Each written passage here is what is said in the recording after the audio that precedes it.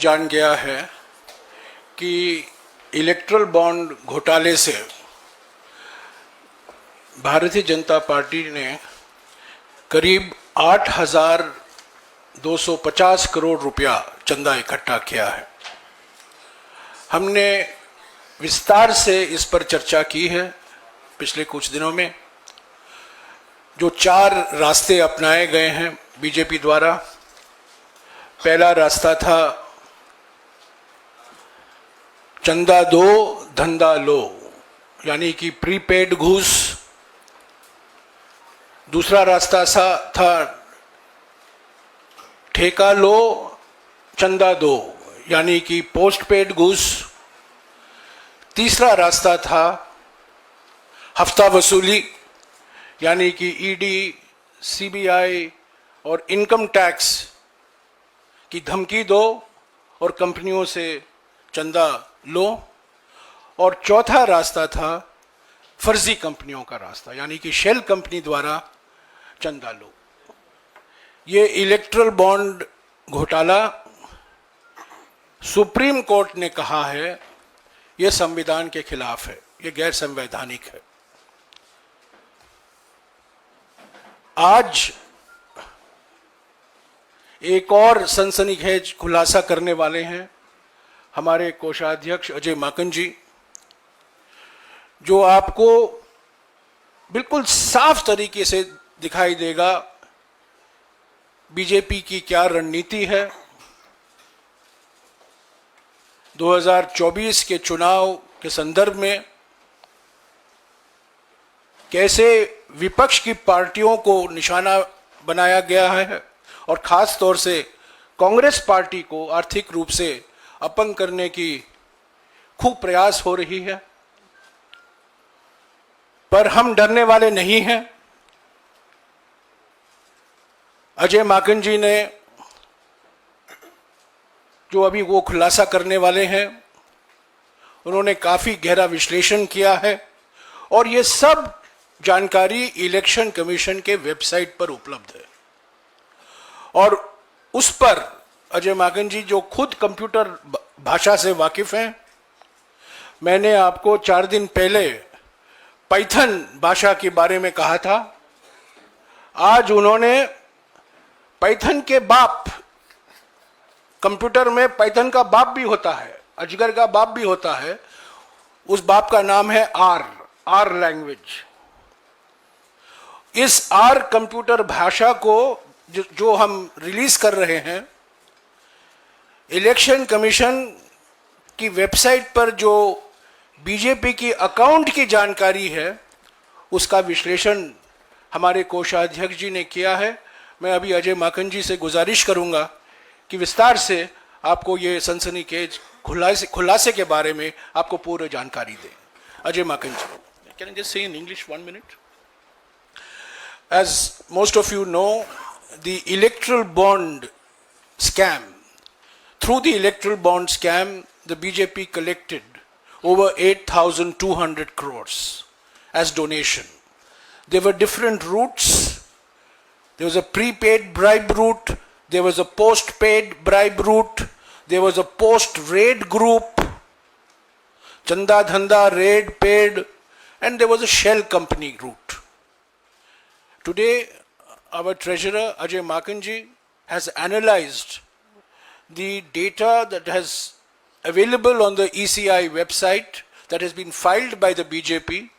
He's used a high-level programming language called R, and he will now disclose some sensational details of the accounts of the BJP, which shows the complete hypocrisy of the BJP, which is engaged in tax terrorism. ये कर आतंकवाद है और कुछ नहीं है। और ये कर आतंकवाद का शब्द पहली बार बीजेपी के नेता अरुण जेटली ने पार्लियामेंट में इस्तेमाल किया था। और ये कर आतंकवाद के हमले जो हो रहे हैं, जो टैक्स टेररिज्म अटैक हो रहा है कांग्रेस पार्टी पर, उसका जवाब बीजेपी की भाषा में ही आज हमारे कोषाध्यक्ष देंगे। अजय माकन जी। धन्यवाद जयराम जी। साथियों, आप सब लोगों का बहुत बहुत स्वागत है। आज की ये प्रेस वार्ता हम लोग मुख्यतः दो भागों में इसको बांटेंगे। सबसे पहले तो किस तरीके से लेवल प्लेइंग फील्ड भाजपा की सरकार ने नहीं रहने दिया अपने ऑपोजिशन पॉलिटिकल पार्टी से, और कैसे बीजेपी को फेवर किया जा रहा है और इनकम टैक्स की उन्हीं धाराओं का इस्तेमाल करके कांग्रेस को पिनलाइज किया जा रहा है और बीजेपी की तरफ आंख बंद किया जा रहा है। सबसे पहले तो इस बात को की जानकारी हम आपके सामने रखेंगे। दूसरा भाग हमारी प्रेस कॉन्फ्रेंस के अंदर होगा कि किस प्रकार से कांग्रेस पार्टी को, प्रिंसिपल ऑपोजिशन पार्टी को तंग करके कांग्रेस पार्टी को आर्थिक तौर के ऊपर कांग्रेस पार्टी को एकदम से पंगु करा जा रहा है, अपंग किया जा रहा है आर्थिक तौर के ऊपर। ये हमारी दूसरी प्रेस कॉन्फ्रेंस का दूसरा भाग होगा। सबसे पहले साथियों मैं आपको बताना चाहूंगा, ये मेरे हाथ में रिप्रेजेंटेशन ऑफ पीपल्स एक्ट है और रिप्रेजेंटेशन ऑफ पीपल्स एक्ट में सेक्शन 29C ये हर पॉलिटिकल पार्टी के ट्रेजरर को बताता है कि हर पॉलिटिकल पार्टी को किस फॉर्मेट के अंदर जो डोनेशंस उसको आई हैं वो डोनेशंस को इलेक्शन कमीशन को और इनकम टैक्स को देना होता है, सेक्शन 29C। और जो एग्जेम्पशन मिलती है इसका सेक्शन 29C का सबसेक्शन 4 ये कहता है कि where the treasurer of any political party or any other person authorized by the political party in this behalf fails to submit a report under subsection 3, then notwithstanding anything contained in the Income Tax Act, such political party shall not be entitled to any tax relief under this act. तो कोई भी exemption लेने के लिए इस जो prescribe format इसके अंदर है उस प्रिस्क्राइब फॉर्मेट में अगर कोई भी वायलेशन होती है, जो ट्रेजरर अगर उसको करता है तो उसको एग्जेम्पशन उसकी विड्रॉ हो जाती है। और इसके अंदर जो सेक्शन 29C के अंदर जो परफॉर्मा है, ये परफॉर्मा फॉर्म नंबर 24A है। ये दोनों की दोनों चीजें 29C और परफॉर्मा जो फॉर्म 24A है, ये हमने बैकग्राउंड नोट सर्कुलेट किया है, आप लोगों के फोन में अभी तक के आ गया होगा, उसमें दोनों की दोनों चीजें हैं। तो आप लोग अगर इस पे भी ध्यान देंगे तो वो आपको मिल जाएगा, उसमें कोई आपको चिंता करने की बात नहीं है। इसके अंदर जो मुख्य बहुत बेसिक चीजें मांगी गई हैं कि कोई पॉलिटिकल पार्टी बताए कि किससे उसको डोनेशन, नाम बताए कि किसने उसको डोनेशन दिया और उसका एड्रेस बताए कि किसने उसका डोनेशन दिया, और अमाउंट बताए कितना डोनेशन दिया, और ये बताए कि चेक में दिया, आरटीजीएस में दिया, और 20,000 से ऊपर जिन लोगों ने डोनेशन दिया है उसका इसमें जिक्र करना होता है। और जो वो इनकम टैक्स डिपार्टमेंट को और इलेक्शन कमीशन को जो पॉलिटिकल पार्टी देती है, वो पॉलिटिकल पार्टी जो देती है इलेक्शन कमीशन उसको अपने वेबसाइट पे डालती है। हम लोगों ने पिछले 2 साल में इलेक्शन कमीशन ने जो वेबसाइट में डाला और जो 2017-18 जिसके ऊपर, जिसके आधार पे हमारे 135 करोड़ रुपए बैंक अकाउंट से छीन करके ले गए, हमने वो दोनों सिर्फ एनालिसिस करी। तो ये इस प्रकार से जो ये फॉर्म है, ये फॉर्म आपको इलेक्शन कमीशन की वेबसाइट पे हर पॉलिटिकल पार्टी का मिलेगा, हर पॉलिटिकल पार्टी का। और जो हमारे सिर्फ 14 लाख की वायलेशन के ऊपर 135 करोड़ रुपए 2017-18 के अंदर बीजेपी की इनकम टैक्स डिपार्टमेंट ने हमारे से छीने, मैं बताना चाहता हूं कि 2017-18 के अंदर बीजेपी ने 1297 लोगों के डोनेशन जिन्होंने दिए हैं उनका कोई एड्रेस, उनका कोई पता नहीं दिया, सिर्फ नाम लिखा और छोड़ दिया, उसका कोई पता नहीं दिया। पता इसके अंदर नाम और पता दोनों देना। और कुल कितनी राशि? 42 करोड़ रुपए की राशि, 42 करोड़ के लोग की राशि के बारे में कोई अता पता नहीं है कि वो आदमी जो है कहां रहता है, क्या पाकिस्तान में रहता है, क्या किस जगह पे हमारे देश में रहता है, उसका एड्रेस क्या है। और ये क्लियर वायलेशन है। इनकम टैक्स ने ये 42 करोड़ की वायलेशन पे तो आंख पे पट्टी लगा ली, और मात्र 14 लाख रुपए के हमारे केवल 23 लोगों ने जो भी हमारे मेंबर ऑफ पार्लियामेंट थे, हमारे एमएलए थे, केवल 23 लोगों ने जो पैसे हमारे कैश में डिपॉजिट कराए, बाद में हमने उनके नाम, सब पैन नंबर सब उनका बताया, उसके बेसिस के ऊपर हमारे 135 करोड़ छीन करके ले गए। लेकिन जो 42 करोड़ रुपए, 42 करोड़ रुपीस जो बीजेपी ने, जिसका पता भी नहीं बताया, उनके बारे में एकदम चुप बैठे हुए, कुछ भी नहीं किया। 1297 लोगों का पता नहीं बताया, 1297, 1297, और 92 लोगों के तो नाम भी नहीं है। डोनर्स की लिस्ट है और 92 लोगों का नाम और पता, नाम ही नहीं है कि ये 92 लोगों का नाम कौन सा है। अजय माकन है, जयराम रमेश है, अजय कुमार है, वो नाम भी नहीं उन्होंने उसके अंदर लिखा। 92 लोगों का, तो 92 लोगों का नाम नहीं, 1297 के एड्रेसेस नहीं, ये सिर्फ 2017-18। अब हमने हर साल का और खास तौर के ऊपर पिछले 2 सालों का जब एनालाइज किया, तो पिछले 2 सालों में 253 लोगों के नाम नहीं, 2.5 करोड़ ऐसी राशि ली है जिसका नाम भी नहीं है। 1.05 करोड़ लिया है 126 लोगों का पिछले 2 सालों में, जिनका एड्रेस नहीं। और इनकम टैक्स डिपार्टमेंट बीजेपी की इस कमी और हमारे इलेक्शन कमीशन इन सब चीजों के ऊपर आंख बंद करके बैठी हुई है। कांग्रेस सिर्फ सामने नजर आती। इनकी जितनी भी वायलेशंस हैं, हम लोगों ने सारी की सारी वायलेशंस को उसी पैरामीटर से एनालाइज किया जिससे इन्होंने हमारे को गलत तरीके से एनालाइज किया। उसके ऊपर कितना इनकम टैक्स लगना चाहिए, कितनी उसके ऊपर इंटरेस्ट लगना चाहिए, और पिछले 7 सालों का जो हम लोगों ने हिसाब लगाया है, उससे 4,600 करोड़ रुपया बीजेपी के ऊपर पेनल्टी लगती है। 4,600 करोड़ रुपए, 4,600 करोड़ रुपीज पेनल्टी बीजेपी के ऊपर लगती है। Income tax department should raise a demand of 4,600 crore rupees from the BJP because of these violations.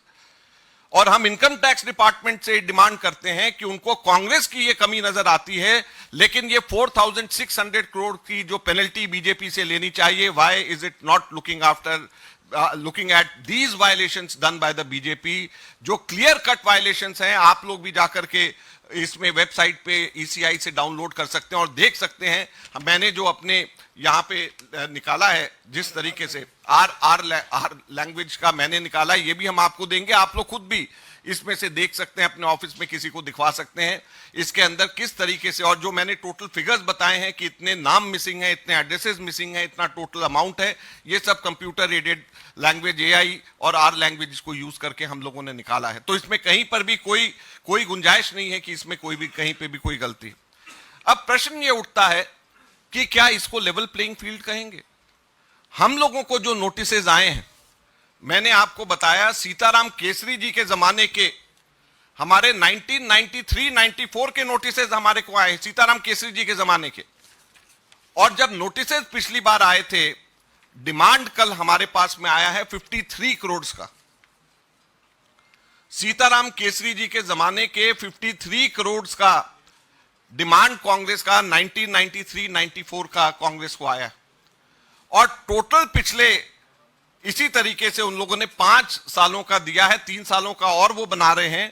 Total 1823 crore की डिमांड कांग्रेस पार्टी से करी गई है। 1823 करोड़ का डिमांड इनकम टैक्स ने कांग्रेस पार्टी से किया है। तो आप ये सोचिए कि एक तरफ बीजेपी की जो वायलेशंस हैं उसको आंख बंद कर रहे हैं, और हमारे हिसाब से वो अगर वायलेशंस वही बात बीजेपी पे लगाया जाए तो 4,600 करोड़ का बनता है। और कांग्रेस को गलत तरीके से फंसा करके, कांग्रेस को गलत तरीके से सीताराम केसरी जी के जमाने के एक चीज टाइम बार होती है, और ये 1993-94 की डिमांड 53.9 करोड़ मिलाकर के 1823 करोड़ का इन्होंने जो लगाया है, ये कहां की लेवल प्लेइंग फील्ड है और कहां का ये डेमोक्रेसी हमारे देश के अंदर हमारी बच गई। हमारे यहां पर जो डिमांड रेज करी गई है वो इस बेसिस पे करी गई है कि 5 साल पहले कुछ डायरीज जो हैं चलानी डायरीज के नाम से रिकवर हुई थी। उन डायरीज के अंदर कुछ एंट्रीज हैं जिसके बेसिस के ऊपर कांग्रेस पार्टी के ऊपर ये सारी डिमांड रेज करी गई। अब हम सिंपली ये पूछना चाहते हैं, एक बड़ी सिंपल सी चीज पूछना चाहते हैं कि चलानी डायरी के बेसिस के ऊपर इनकम टैक्स डिपार्टमेंट जाग जाता है, लेकिन जैन डायरी में जिसमें अडवाणी जी, और उस वक्त अडवाणी जी बीजेपी के नंबर 1 नेता हुआ करते थे, उसके बेसिस पे बीजेपी के ऊपर क्यों नहीं टैक्स मांगा जाता है, इनकम टैक्स? येडुरप्पा डायरी के बेसिस के ऊपर, डीके शिव कुमार की डायरी के बेसिस के ऊपर टैक्स मांगा जा सकता है कांग्रेस से, लेकिन येडुरप्पा डायरी के ऊपर जो बीजेपी के लीडर्स को जो पैसे दिए गए हैं उसके ऊपर इनकम टैक्स आंख बंद कर लेता है। बंगारू लक्ष्मण कन्विक्टेड हुए, पैसे लेते हुए बीजेपी के अध्यक्ष देखे गए, उसके ऊपर कभी भी इनकम टैक्स डिपार्टमेंट नहीं जागती है। जब वो पीछे के केसेस खोल रही हैं तो बंगारू लक्ष्मण के टाइम के ऊपर क्यों नहीं खोले गए? येडुरप्पा डायरीज के ऊपर क्यों नहीं खोले गए? क्यों केवल और केवल कांग्रेस पार्टी के समय के ऊपर उनको ये डायरीज ध्यान में आ रही है? सहारा बिरला डायरी उनको ध्यान नहीं आ रही, जिसमें मोदी जी के खुद का नाम है। तो सहारा बिरला डायरी जिसमें मोदी जी का खुद का नाम, उसको नजरअंदाज। जैन डायरी जिसमें अडवाणी जी का खुद का नाम, उसको नजरअंदाज। येडुरप्पा डायरी जिसके अंदर तमाम बीजेपी के नेताओं को पैसे दिए हुए हैं, उसको नजरअंदाज। तो केवल और केवल कांग्रेस पार्टी को तंग करने के लिए, कांग्रेस पार्टी के ऊपर इस बात को उठाने के लिए क्यों यह किया जा रहा? तीसरा जो सबसे मुख्य प्रश्न इस बात पे हम लोग उठाना चाहते हैं, टाइमिंग पे। ये 2019 के अंदर ये डायरी निकली, आज जाकर के इलेक्शन के टाइम पे इलेक्शन नोटिफाई हो गया, आज जाकर के इन लोगों को डिमांड रेज करना याद आ रहा है। पहली बार अब जाकर के कल शाम को इन्होंने डिमांड रेज किया जब इलेक्शन नोटिफाई हो गया है। क्यों? क्या इससे पहले 5 साल कभी भी ये लोग डिमांड रेज नहीं कर सकते थे? अब क्यों डिमांड रेज कर रहे हैं? तो ये सारी की सारी बातें बड़ी स्पष्ट ये बताती हैं कि कैसे इनकम टैक्स आंख बंद करके एक तरफा बीजेपी की कमियां उनको नजर नहीं आ रही, उनके 4600 की पेनल्टी उनकी नजर नहीं आ रही जो एकदम साफ स्पष्ट नजर आता है, उनके 42 करोड़ की वायलेशन नजर नहीं आ रही, हमारी 14 लाख की वायलेशन के ऊपर 135 करोड़ रुपया हमारे से ले लिया, हमारे 23 लोगों ने, हमारे जो है एमपीज और एमएलएज ने जमा कराए, कैश जमा कराए, उसके ऊपर हमारे 135 करोड़ रुपए लगा दिए, उनके 1290 से भी ज्यादा लोगों ने, उनके पता नहीं, उनका नाम नहीं, उसके ऊपर उनको कोई कहीं पे भी नजर नहीं आता। तो इसलिए हम लोग आपसे ये कहना चाहते हैं, आज ये समय आ गया है, अगर आप लोग इसको जनता को सही तरीके से नहीं दिखाएंगे और प्रिंसिपल ऑपोजिशन पार्टी को पुराने केसेस, सीताराम केसरी जी के जमाने के केसेस निकाल करके तंग किया जाएगा ताकि हमारे बैंक अकाउंट्स हमारे दोबारा से फ्रीज करे जा सके, ताकि फिर से हम सब लोगों को तंग करा जा सके, तो कैसे हमारे देश के अंदर लोकतंत्र जिंदा रहेगा? ये आप लोगों के सामने की बात है। हम मांग करते हैं इनकम टैक्स से कि 4600 करोड़ रुपए बीजेपी से इसी वक्त उनको नोटिस दिया जाना चाहिए। मैंने आपको पूरे फैक्ट्स, फिगर्स और पूरे उसकी लोकेशंस कहां पे है उसकी मैंने जानकारी आप लोगों को दी है, और मैं उम्मीद करता हूं कि इनकम टैक्स डिपार्टमेंट इसी तेजी से कार्रवाई करेगा जैसे तेजी से कार्रवाई उन्होंने कांग्रेस के खिलाफ करी।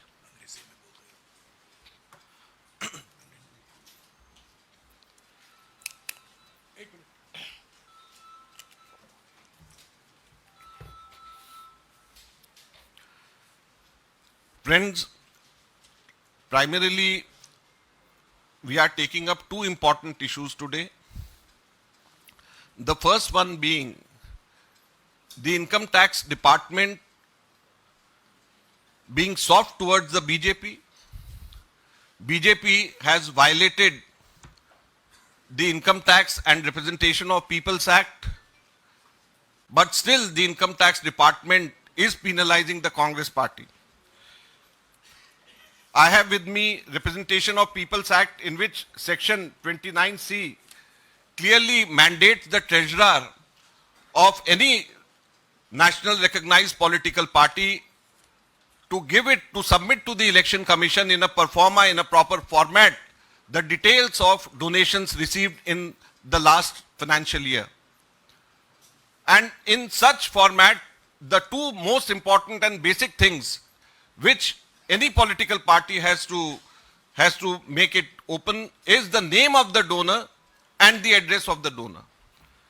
And we have analyzed last 7 years of accounts submitted by the BJP, particularly 2017-18 and last 2 years. about which we are going to tell you about which today. In 2017-18, total donations without any address was 42 crores for the BJP. And for the same year, 2017-18, Congress was penalized just for 14 lakh rupees, which 23 of our leaders, they had given in cash, donated to the Congress party in cash. And Congress party was penalized to the tune of 135 crore rupees. Our accounts worth 210 crores were marked as lien just because of this 14 lakh rupees. Whereas Income Tax Department didn't do anything for 42 crores of donation taken without any addresses, without any names. 4.5 lakh rupees was taken by 92 people in 2017-18. So now what we are saying is that there should be a level playing field. We are asking the Income Tax Department, we have calculated 4,600 crore rupees should be taken from the BJP because of these violations. 4,600 crore rupees we have calculated on the same basis as the Income Tax Department has calculated for the Congress party. So for the Congress parties, they are asking 1,823 crores. The BJP should also pay 4,600 crore rupees because their violations are much bigger and their violations are clearly seen on the internet, and you can also yourself go and see that such violations. Thank you. Thank you. हाँ जी, कुछ सवाल? हाँ जी, mic दे दो ना। ये तो sir आपने जो आज खुलासा किया है काफ़ी महत्वपूर्ण हो जाता है, लेकिन कल जो कोर्ट में हुआ है, हाई कोर्ट में राहत नहीं मिली है, वो क्या पहलू रहे? कांग्रेस उस पर क्या कहेगी? देखिए, ये टेक्निकल इनकम टैक्स से संबंधित हमारे जो इनकम टैक्स को जो कोर्ट के अंदर जो बेंच देखता है, हम लोग उसके पास में गए और उसने हमारे को वापस एपेलेट ट्रिब्यूनल के पास में जाने के लिए भेजा है। हम पूरी तरीके से आश्वस्त हैं, हमें रिलीफ कोर्ट से मिलेगा ही मिलेगा, रोक नहीं सकते हैं। और हम इसके बाद में सुप्रीम कोर्ट जाएंगे क्योंकि कानून हमारे साथ है, हमें हर हालत में रिलीफ मिलेगा। लेकिन जब हमारे को रिलीफ मिलेगा, जब तक के इलेक्शंस खत्म हो गए होंगे। हम सुप्रीम कोर्ट जा रहे हैं। अब आप टाइमिंग देखिए, ऐसे टाइम के ऊपर हर चीज का प्रोसेस होता है। इनकम टैक्स के अंदर भी हमारे को सबसे पहले नोटिस असेसिंग ऑफिसर देगा, उसको चैलेंज उसके नेक्स्ट लेवल पे डिपार्टमेंट में ही करेंगे हम, उसके बाद में हम उसको चैलेंज फिर एपेलेट ट्रिब्यूनल में करेंगे, जब जाकर के हम हाई कोर्ट जाएंगे और जब हाई कोर्ट के बाद में फिर हम सुप्रीम कोर्ट जाएंगे। ये पूरा हमारा एक लीगल एक प्रोसेस होता है जिसको हम बाईपास नहीं कर सकते। हम सीधे अगर सुप्रीम कोर्ट चले जाएं, सुप्रीम कोर्ट कहेगा आपने असेसिंग ऑफिसर को, प्रिंसिपल आईटी को आपने क्या चैलेंज किया, आपने प्रिंसिपल आईटी को क्या सीआईटी के आपने चैलेंज किया, फिर आईटीएटी चैलेंज किया।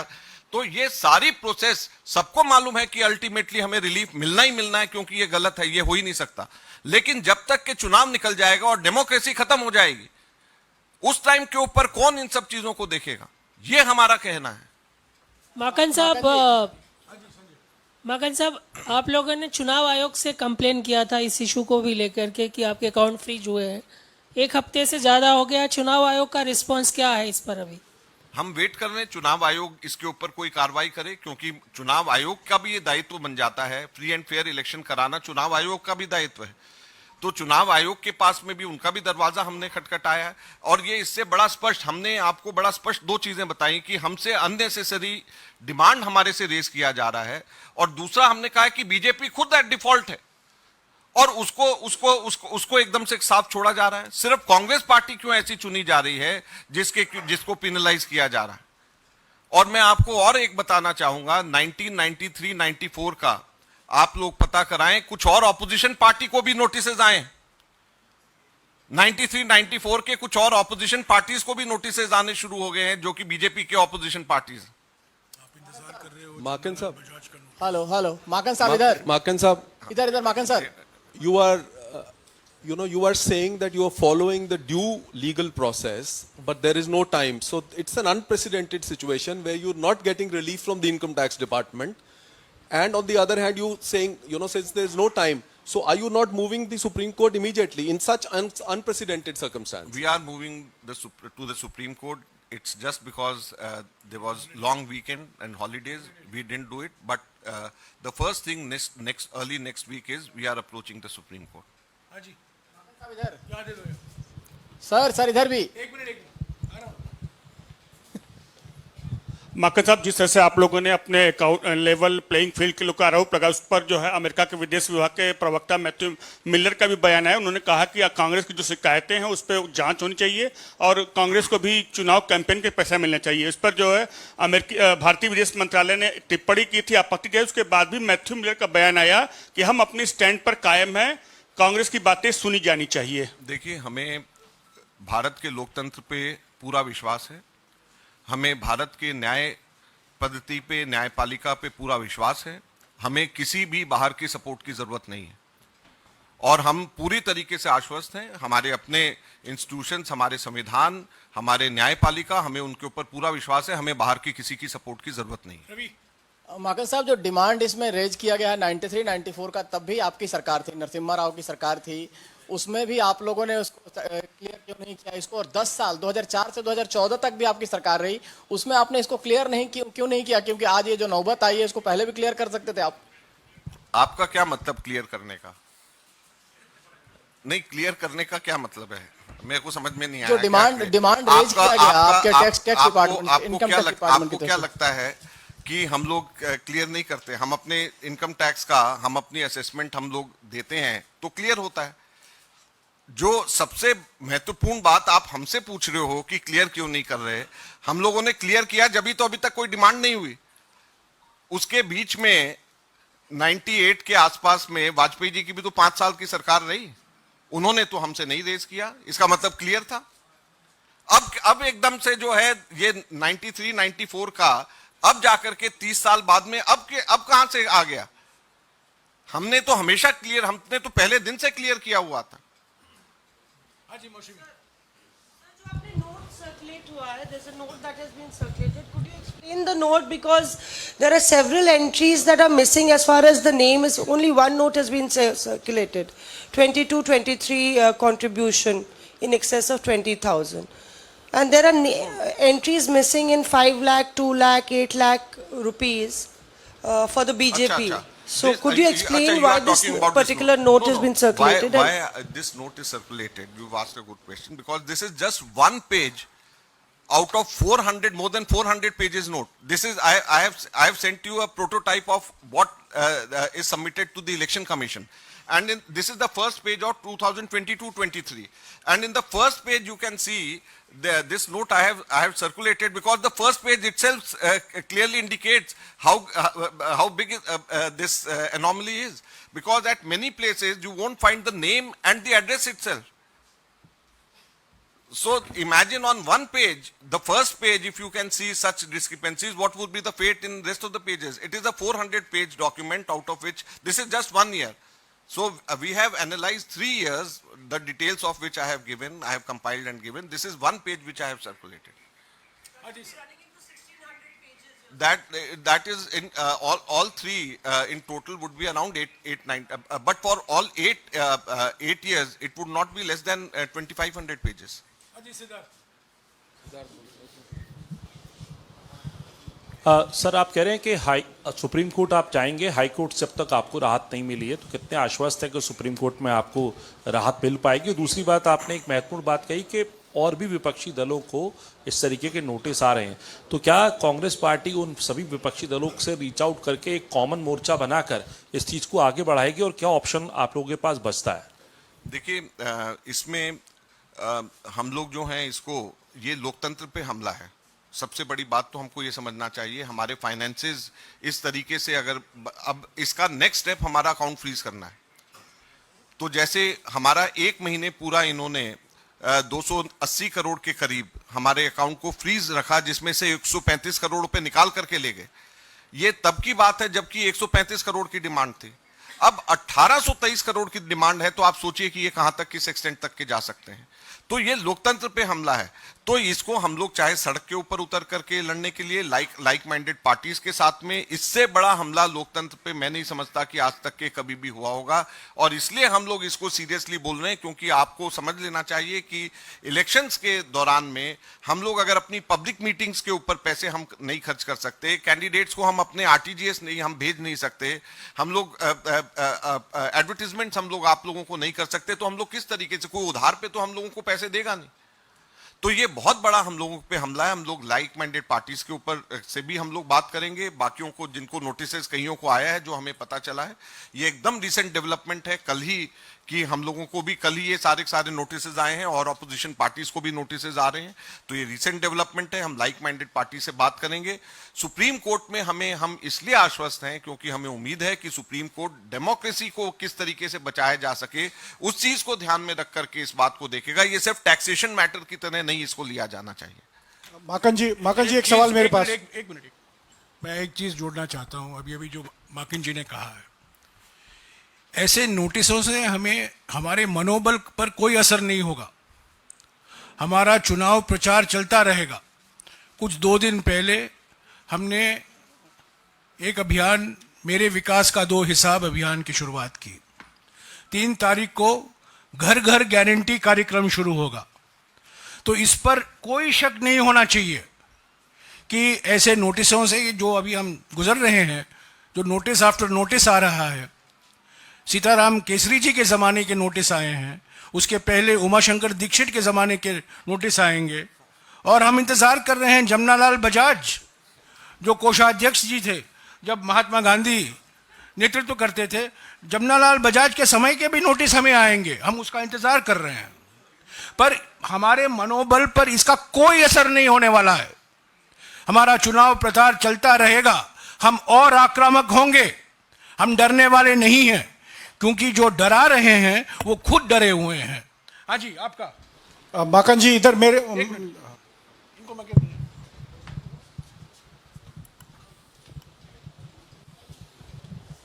थैंक यू जयराम जी। मैं संदीप हूँ वर्तमान न्यूज़पेपर से। मेरा 2 क्वेश्चन है। एक main allegation is to income tax department. So will you approach और write to income tax department that why not you are looking to BJP? And second is, Congress party का account में इतना पैसा भी नहीं है कि 1800 करोड़ रुपया दे सकते हैं। आपको मालूम है 1800 कितना होता है? 1800 रुपया नहीं, 1800 करोड़ है। 1800 रुपया नहीं है, ये 1800 करोड़ है। आपको मालूम है 1800 करोड़ कितना होता है?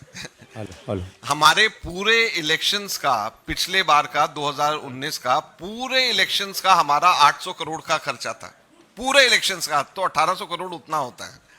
जयराम सर, ऐसा है, जो पहला क्वेश्चन आपका था कि इनकम टैक्स डिपार्टमेंट को हम लोग लिखेंगे।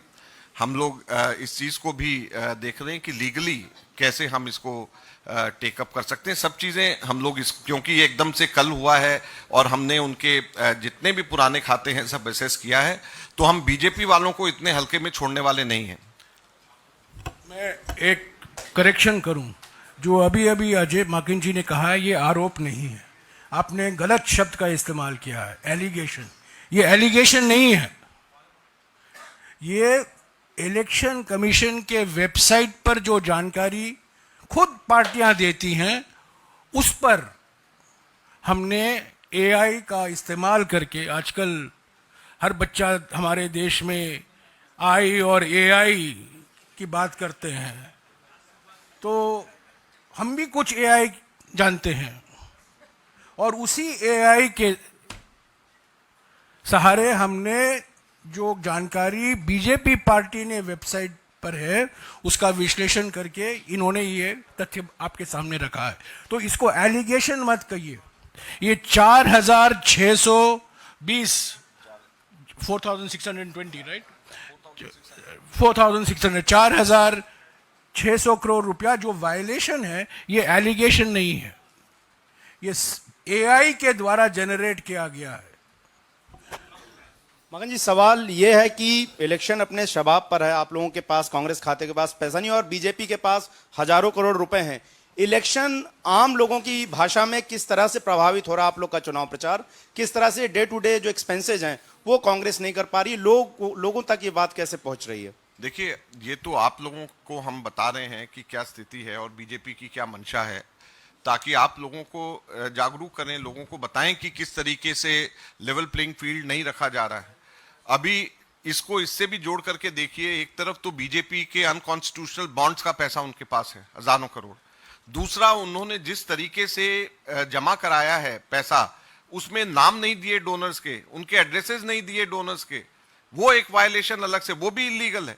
एक तरफ तो इलीगल पैसे के ऊपर पैसे को देख करके इनकम टैक्स डिपार्टमेंट आंख बंद कर रहा है, और दूसरी तरफ कांग्रेस ने जो क्राउड फंडिंग से हमारे पैसे इकट्ठे हो रहे हैं, जो हमारे यूथ कांग्रेस ने मेंबरशिप ड्राइव से पैसा इकट्ठा किया, जो एनएसवाई ने जो जेब खर्ची जो हमारे स्टूडेंट्स हैं उनके पैसे हैं, उनके ऊपर डाका डाल रहे हैं। 135 करोड़ रुपया इनकम टैक्स डिपार्टमेंट ऑलरेडी ले गया है, जो कि हमारे इलेक्शन में खर्च हो सकता था।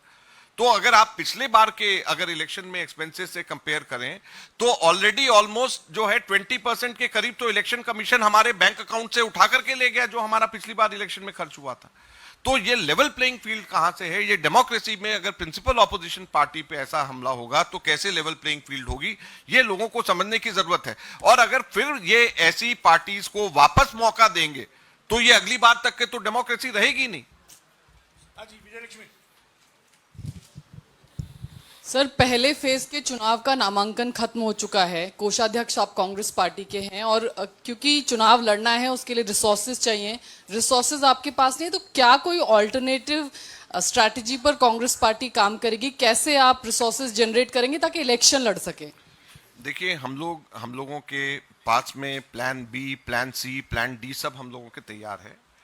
आज हम सिर्फ इतना ही बताना चाहेंगे, इतना मैं आपको कह सकता हूं कि हम लोग जो हैं हर तरीके की प्रेशर के लिए, उसको झेलने के लिए, उससे लड़ने के लिए आक्रामक तरीके से हम लोग तैयार हैं। हमारे पास में हर तरीके की इवेंचुअलिटी को फेस करने के लिए प्लान्स हमारे पास इन प्लेस हैं, और हम लोग उसको समय आने के ऊपर उसका उपयोग करेंगे। Hi, this is Sameer. I'm from New York Times newspaper. You are clearly at the disadvantage in terms of resources and other things.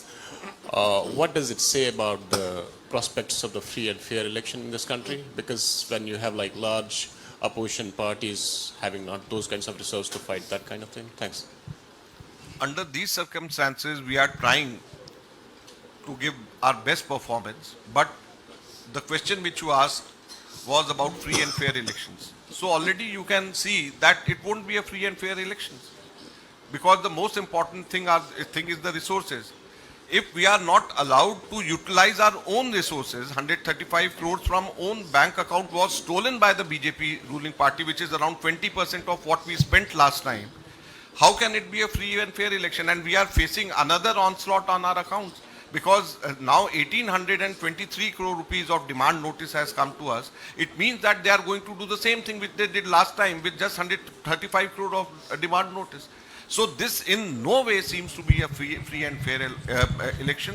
The democracy is under attack, and this they are doing to the principal opposition party, the Congress party, and other parties also. While I was coming, I got information that at least 2 other opposition parties also have got similar notices for the year 1993-94.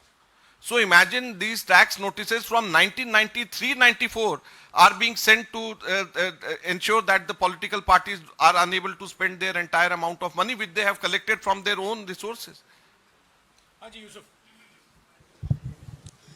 माकन जी, कल प्रधानमंत्री ने कहा, Twitter पे कहा कि भाई कांग्रेस बाज नहीं आ रही है और दबाव डाल रही है। मतलब 70 साल से आप सत्ता में थे और अब 10 साल से सत्ता से बाहर हैं, सिर्फ 3 राज्यों में आपकी सरकार है, फिर भी आपकी इतनी हिम्मत हो रही है कि साहब सुप्रीम कोर्ट के चीफ जस्टिस को आप प्रभावित करने की कोशिश कर रहे हैं। इतनी ताकत कहाँ से लाते हैं आप? ये प्रेस कॉन्फ्रेंस इस सनसनी के खुलासे पर है। जो प्रधानमंत्री ने कहा है उसका जवाब कल ही हमारे कांग्रेस अध्यक्ष और मैंने दे दिया है। ये आप कह रहे हैं कि ये लोकतंत्र पे खतरा है और ये इनकम टैक्स की टेक्निकलिटीज का मामला नहीं है, तो सुप्रीम कोर्ट जाने के लिए आपको इनकम टैक्स से क्यों जोड़ रहे हैं उसको? देखिए, हम सुप्रीम कोर्ट में हमारे देश के सबसे अच्छे लीगल ब्रेन्स की हम मदद ले रहे हैं और हम इसको कानूनन हम लोग इसको टैकल कर रहे हैं और हमें उम्मीद है कि सुप्रीम कोर्ट से हमें न्याय मिलेगा और जो भी सुप्रीम कोर्ट में हमें कहना होगा, जो बात आपने कही है वो भी कहेंगे और जो जिस तरीके से हमारे को प्रताड़ित किया जा रहा है क्योंकि हम प्रिंसिपल ऑपोजिशन पार्टी हैं, वो भी बात हम कहेंगे। सुप्रीम कोर्ट में हम क्या कहेंगे इसकी स्ट्रैटेजी आज यहाँ पे प्रेस कॉन्फ्रेंस में बताना ठीक नहीं, लेकिन आपकी बात भी वाजिब है। एक दो सवाल यूट्यूबर से ले सर, माकन जी 135 करोड़ रुपए का लियन और 1800 करोड़ रुपए का डिमांड नोट, इन दोनों पैसे को हटा के कांग्रेस के पास कितना पैसा बचेगा लोकसभा चुनाव लड़ने के लिए? आपको लगता है कि इसके बाद में भी कुछ बच जाएगा?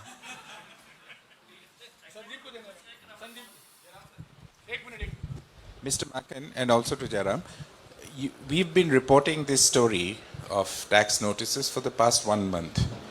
But as just following up on Sanjay ji's question, why haven't you gone to the Supreme Court? One, you haven't done any political action of taking to the streets, taking out protests. There's not enough pressure on the government. If you feel that this is a deliberate act to deny you a level playing field, then there's no adequate response to that action.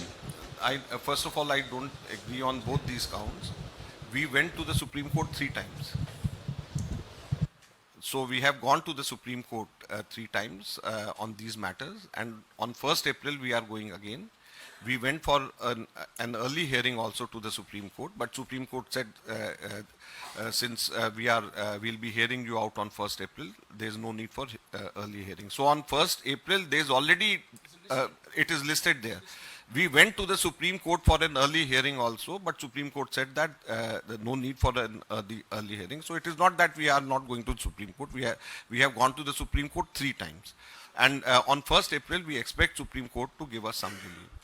And second is on hitting on the street. We've had demonstrations across the country in all all state headquarters on this issue. We've had demonstrations twice, and from next week onward, we are going to scale it up.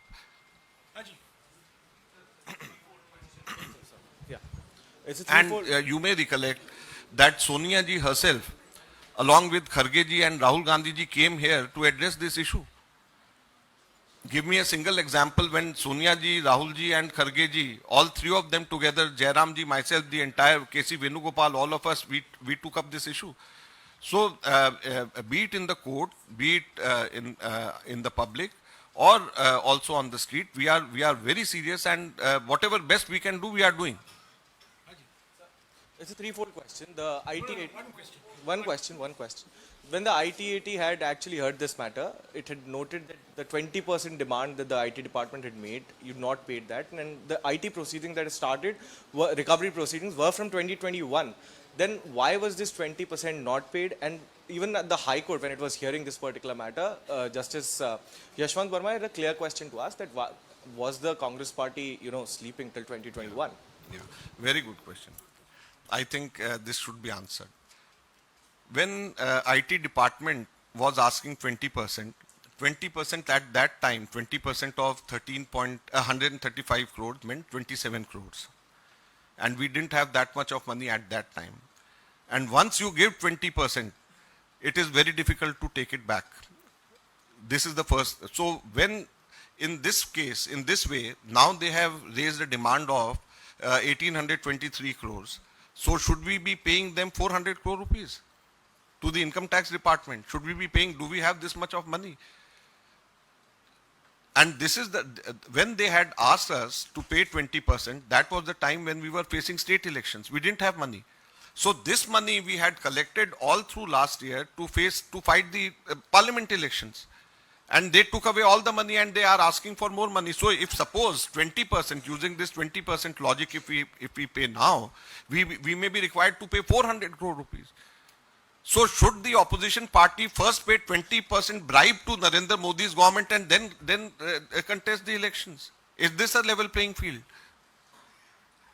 And 20% for just 27 crores for just 14 lakh rupees violation.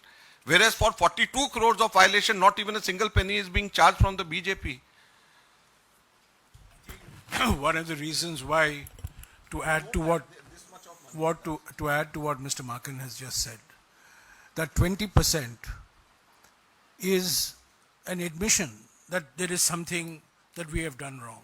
When fundamentally we are arguing that the order itself is flawed and it is biased and it's politically motivated, to cough up 20%, this is like chanda do, dhanda lo. This is what the BJP did on electoral bonds. It took the money and then gave the contract. You can't do that on income tax assessments. And secondly, there is no guarantee that if our appeal is upheld, that 20 crores is in fact going to come back.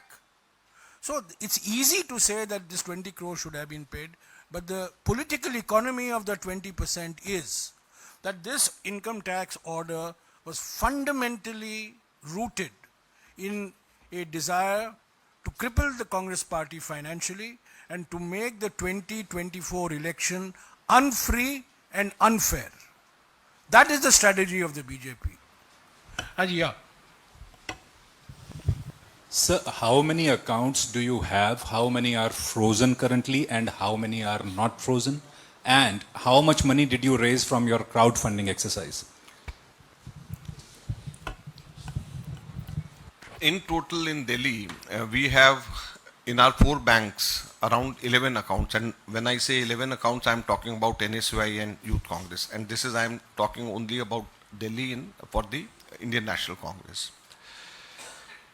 They had first marked lien in all our 11 accounts to the limit of 135 crores in some banks and to the limit of 75 crores in some banks. They did this on 13 February.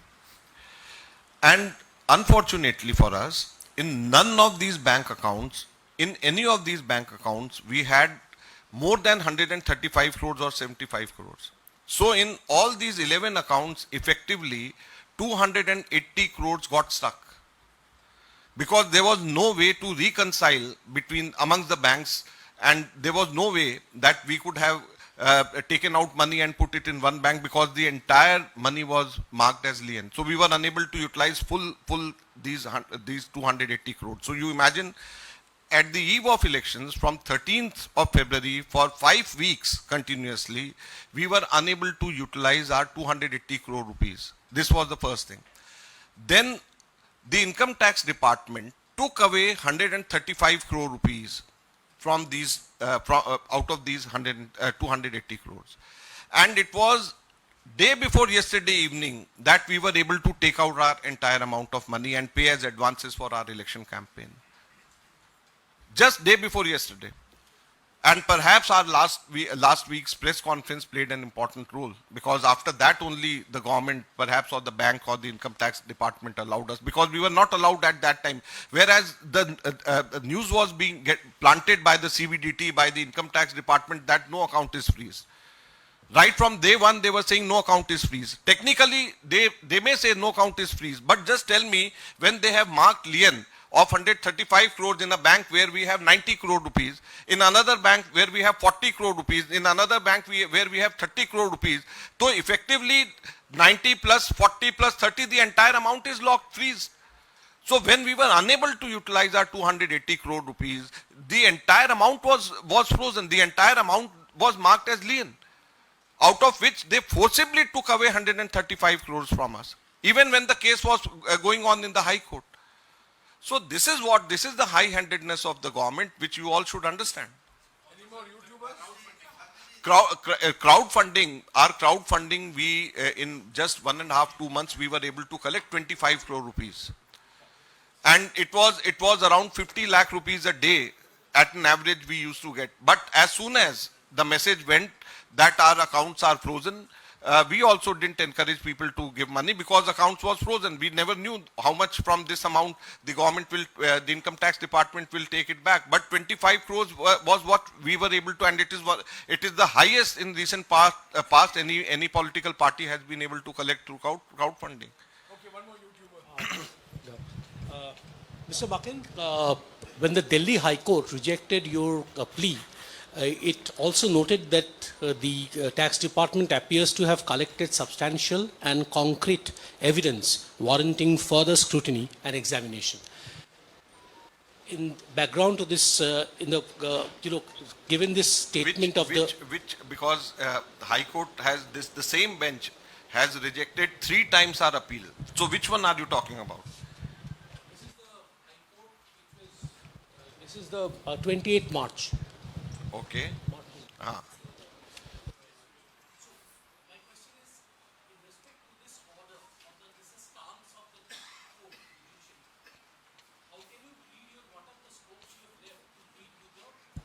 Judicial system or take a judicial course for the court. This is just which came yesterday, and there are many legal matters pertaining to this, and we are going to Supreme Court. We are filing SLP in the Supreme Court against this decision of the High Court. So this is what is under preparation, and this is what we are taking to the Supreme Court.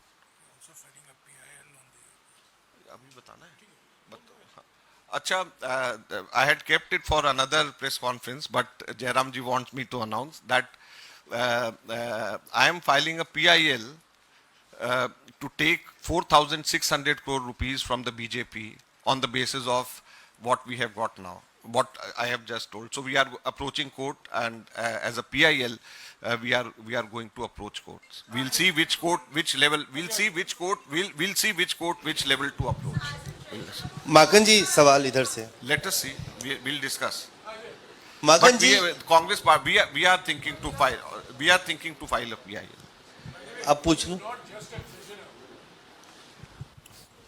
He is not just a treasurer. During the COVID pandemic, he is one person I know who spent his time very productively. He's become one of India's leading computer programmers. He can program in Python, he's program in R. He can get a job in any top software export company.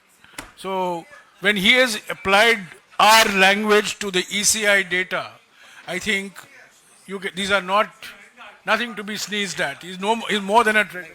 One thing I would like to clarify. Jairam ji does not mean that I am quitting politics. Maken sir.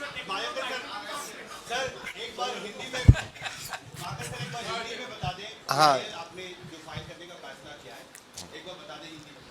देखिए, हम लोगों ने ये तय किया है कि BJP के अकाउंट्स में जो कमियां हैं, जिसको इनकम टैक्स ने नजरअंदाज किया है, जैसे मैंने बताया कि हर साल जो उन्होंने अकाउंट सबमिट किया है, उसमें हजारों लोगों के एड्रेसेस और नाम तक नहीं डाले हुए हैं और करोड़ों रुपए उनके नाम के डोनेशंस वसूल करे हुए हैं. अगर यही हिसाब लगाया जाए, वायलेशंस इनकम टैक्स के लगाया जाए, तो 4,600 करोड़ रुपया बीजेपी को इनकम टैक्स को देना पड़ सकता है पिछले 7 सालों का ही केवल.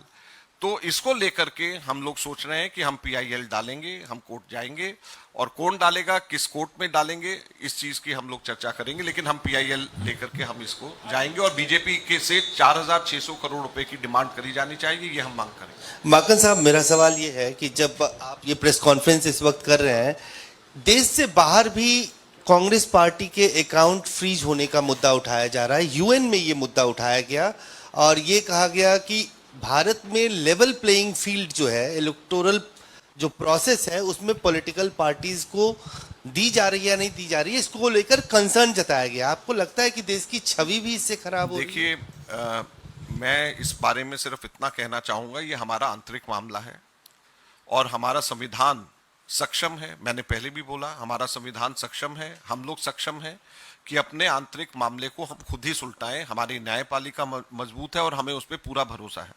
तो हमें किसी भी बाहरी मदद की जरूरत नहीं है, किसी विदेशी ताकत की जरूरत नहीं है. हम सक्षम हैं और हम इस मसले को हम खुद उठाएंगे और बाहर की किसी की भी हमारे को मदद की जरूरत नहीं है. शुक्रिया. Last question. Hi, thank you so much. Two things, sir. Firstly, the 31st March India Alliance protest. A, do you have permission from the Delhi police to protest on Ramlila Maidan? And two, for an international audience that likes to see a big picture, because that's what I represent. Can you tell us the importance of that protest on the 31st? A, permission from Delhi police, and B, think, the importance. Permission part I will say, and the other things Jairam ji can say. Permission, yesterday evening I was told that the police has permitted. Yesterday evening I was told that we've got permission. The Joint Commissioner has informed that we've got permission. This is what was told to me yesterday. Rest of the things I think Jairam ji can explain. No, this will be the second major India Group rally over the last 10 days. As you know, we had at the culmination of the Bharat Jodo Nyaya Yatra on the 17th of March in Shivaji Park in Mumbai, we had a very major India Group rally in which leaders of all the members of the India Group participated. And it's expected that the 31st rally in Ramlila grounds would be a similar such occasion.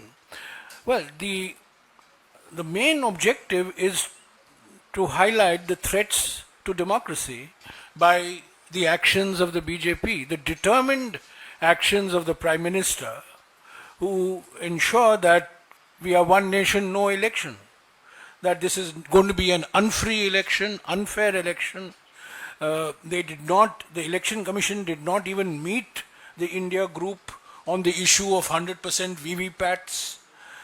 Now they've unleashed tax terrorism. This is nothing but tax terrorism against the Congress and a few other opposition parties, reopening tax records going back 34 years, 32 years, making completely unjustified and unreasonable demands, while allowing the BJP to go scot-free by the same yardstick.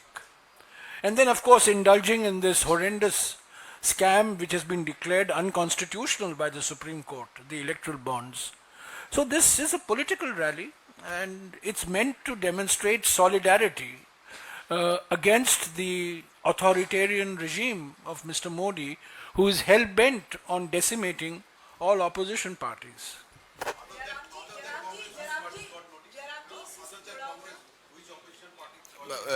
It will not be proper for me to divulge, but I'm saying when I'm saying that two opposition parties, and they are part of India Alliance. They are part of the India Group. They are part of the India Group. Thank you.